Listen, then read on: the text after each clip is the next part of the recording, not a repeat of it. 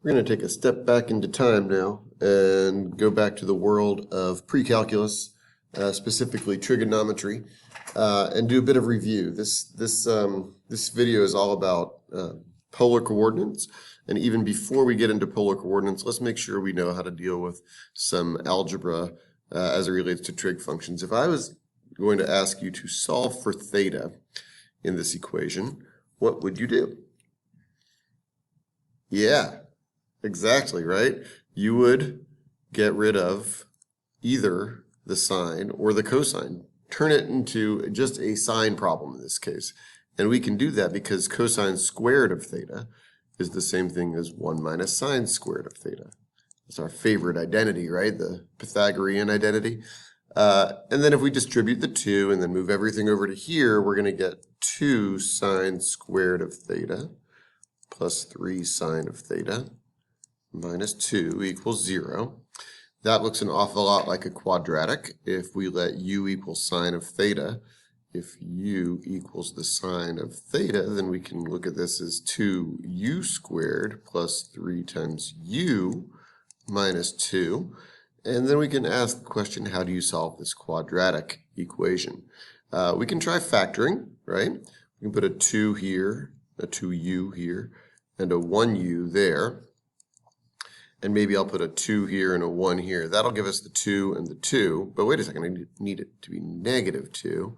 So maybe I'll make this positive and this negative. So that'll give us a positive 4. Oh, wait a second. Yeah, and a negative 1 to give us the positive 3. Okay, fantastic. So that means that u equals 1/2 or u equals negative 2. But we're trying to solve for theta. U equals sine of theta. So sine of theta equals 1/2 or sine of theta equals negative 2. All right, so we're asking for all the angles between 0 and 2 pi whose sine is 1/2. Well, we know our unit circle, pi over 6, 5 pi over 6, and that's it for 1/2, right? And then we ask, when does the sine of theta equal negative 2? And of course the answer is never, because negative 2 is less than negative 1, which is the minimum value of the sine of theta. Those are our two solutions. Hooray! So that's going to be something we're going to have to do from time to time when we're dealing with polar coordinates. So keep that in the back of your mind. Another thing to remember is, what exactly are polar coordinates? Well, remember that this is an r comma theta value, right? So r is the distance from the pole. Theta is the direction we're going from the pole. So if we're going in the pi over 2 direction, 3 units, I'm going to go right here. And that's going to be the point A. And if we go in the 5 pi over 4 direction, which is over here, it's not labeled on this graph, but it's there. And we're going to go 8. Well, it looks like each bold circle is 2. So 2, 4, 6. Oh, it's way out here. Okay, cool. So that's B. It barely fits, but it's there. All right, 13 pi over 6. We're not going to see 13 pi over 6 on this graph, but 13 pi over 6 is the same, well, it's not the same, but it's coterminal to pi over 6, right? If we subtract 2 pi from my theta value, I'm going to get pi over 6. So actually 2 comma pi over 6 is the same point as 2 comma 13 pi over 6. Remember, the idea is that we go all the way around the circle. That's 2 pi radians. And then 1 more pi over 6 is going to take us to here. So this is going to be in the same direction as 13 pi over 6. And we're going to go 2 units. That's our r value. So that's going to be C. Alrighty. So we can give this a try with some other coordinates, like maybe point D here. 7 pi over 6. Yeah, we see that right here. That's this distance right here. This direction, rather, right here. But it's a negative 2. So this is going to be positive 2, positive 4, positive 6 in the 7 pi over 6 direction. So if we need to go negative 2, well, here's 0. We better go in the opposite direction. So negative 2 would be right here. What? That's odd, isn't it? The location of point C and the location of point D are the same. Of course, if you're familiar with polar coordinates, this should not be a surprise, because we've seen that multiple different coordinate pairs can find that same location. And that's one of the things that makes polar graphs so interesting is they cross over themselves a lot. Anyway, so that's point D. Point E is 6 comma negative pi over 3. Well, negative pi over 3 is not going to be found on this graph, but if positive pi over 3 is up here, then negative pi over 3 must be a mirror image going in the opposite direction. So that's this radial line right here, and we have to go 6, so that's 2, 4, 6 right here. And that's point E. All right, so that's some quick review of some polar stuff. What else do we have here? So, the other question was, can we convert this into rectangular form?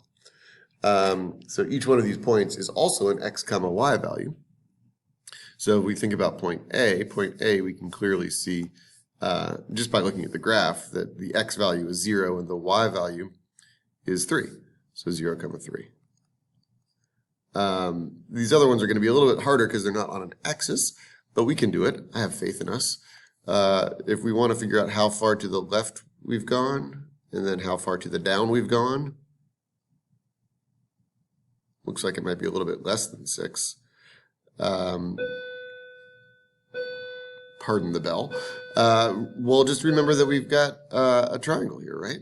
And we have some things about this right triangle. We know that its hypotenuse is 8, and we know that this whole thing is 5 pi over 4. So this is just back to definitions of sine and cosine, right? So we know that the sine of 5 pi over 4 is going to be y over r. So we know that r times the sine of 5 pi over 4 is going to be the y value. Likewise, 8 times the cosine of 5 pi over 4 is going to be the x value. We know that the sine of 5 pi over 4 and also the cosine of 5 pi over 4 are both negative root 2 over 2. So when you multiply those by 8, you get negative 4 root 2, comma negative 4 root 2. Okay, so just to make sure we're clear on this, we're changing from r comma theta to x comma y. We started with r comma theta. We're changing this to x comma y. Now I'm not going to do the rest of these because we'll talk more about the conversion equations later on, but feel free to get a little bit of extra practice, and you can double check these as well in a graphing calculator. Okay, going in the other direction, if we have a rectangular point, x comma y, so I'm not going to graph it with any degree of accuracy, just rough sketch. This is negative root 3 and this is positive root 3. And if we want to convert this into polar form, then we need to know what the r value is, and we need to know what the theta value is. So we could either do this big old theta like this, or we could do the negative theta. Well, I'll use the big old theta, I think. So, again, this is an x value of 3 and a y value of negative root 3. So we know that the sine of theta is y over r. We know that the cosine of theta is x over r. We also know that the tangent of theta, is y over x. This is just back to definitions of trig functions, right? So we know that the tangent of theta equals negative root 3 over 3. Okay. So we're looking for an angle between 0 and 2 pi, whose tangent is root 3 over 3, negative root 3 over 3. Knowing your unit circle values, we know that that's going to be 11 pi over 6. All right, so that's our theta value. Our r value, of course, is going to be the hypotenuse of a right triangle, so the r value is going to equal the square root of x squared plus y squared. That's just the Pythagorean theorem. So that's going to be 9 plus 3, or 12, which is 2 root 3. So one way we can write this point is that it is the r value of 2 root 3 and the theta value of 11 pi over 6.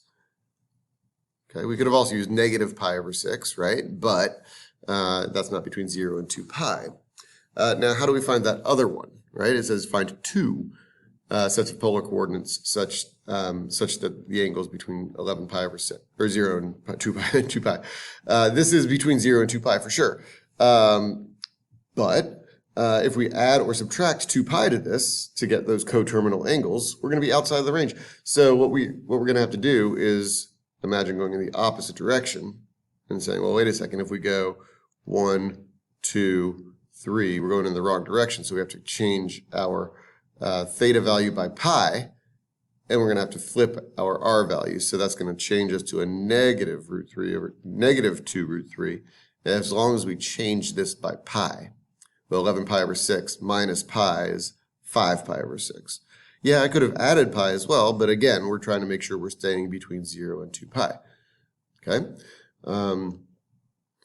I'm not going to show the steps on this last one because the video is getting kind of long, but I encourage you to try to figure out and make sure that you end up with the answers 6 root 2, comma 3 pi over 4 as one answer. And as soon as you get one answer, then the other answer should be pretty easy to get. You flip the sign of r, and you either add or subtract pi to theta. So double check and make sure you can get those two answers.